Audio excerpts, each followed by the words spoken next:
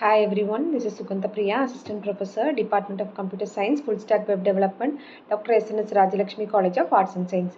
This presentation is about the topic developing use cases in software engineering. So define stage reason, use case translate, user needs into structured problem statements. They help to define what the system must do. In the empathize, we gather raw information. In the define, we refine and structure that information into clear requirements. So what is the, next we will discuss what is a use case. So use case, it helps the project management and their teams to communicate easy for non-technical users. So it explains how the user interacts with the particular product. It shows a step-by-step user actions. Next is it is going to visualize a solution or a system. It converts text into diagrams. So next is the risk management. It identifies the missing scenarios.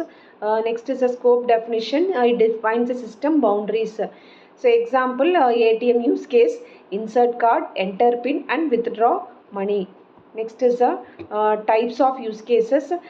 This particular slide shows the business use cases and the system use cases. So business use cases lay out the actions of a user and the system go through to reach their goals. Next is the system use case.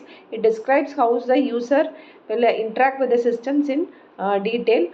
So in the business use case, it is mainly used in a high level. So it mainly focus on business goals. For example, customer purchase products. So next is a system use case. So in the system use case, we focus on system operations. Say for example, login, add cart and payment processing.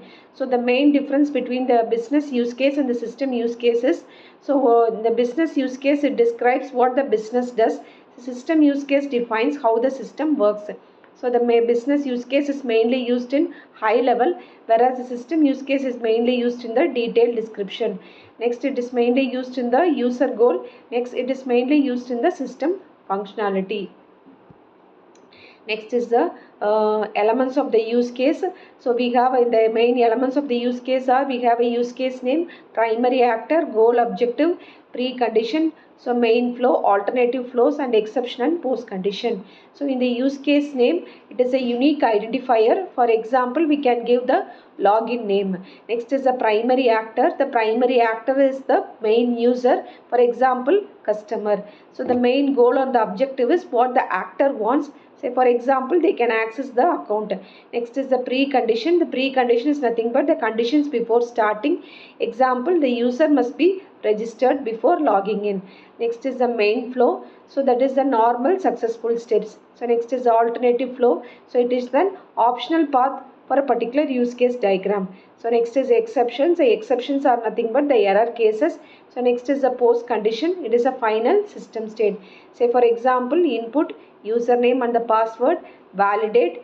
If it is success, it is moved to the dashboard. So next we will discuss, so the actors in the use case. So the actor, it is a stick figure. So use case table, it is represented in the oval shape. So system boundary in the rectangle shape. So the actor is an external entity interacting with the system. So they can be a user, system or a device. Next is a use case. It is a function performed by the particular system. Next is a system boundary. It defines the system limits. So next is the steps that is used for developing the use case. First we have to identify the actor. So that is who interacts with the system.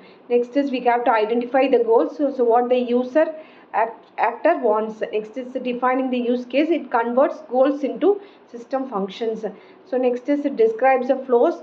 So that is basic plus alternative plus exception flows. So next we have to validate. We have to check with the stakeholder. Next is a example of the use case. Example of the use case is an online banking system. Here the actor is a customer. So the use case is transferring fund. Association is a line connecting the customer actor to transfer funds from one account to the other account. So the customer first log in it, they select for fund transfer, enter detail and it system processes. So next is the benefits of the use case. A better understanding, so easy communication and the basis for test cases aligned with the user goals and identifying the missing requirements. In better understanding, we should have a clear functionality of the system. So easy communication means non-technical users can understand. So basis for writing test cases. So each use case and the test case scenario. Next is alignment with the user goals. So it ensures a user-centered approach. Next is we have to identify the missing requirement. So it helps to detect the missing flows and the conflict between the user. So next is the mind map. So this mind map represents the overall use case of the particular topic that is being discussed.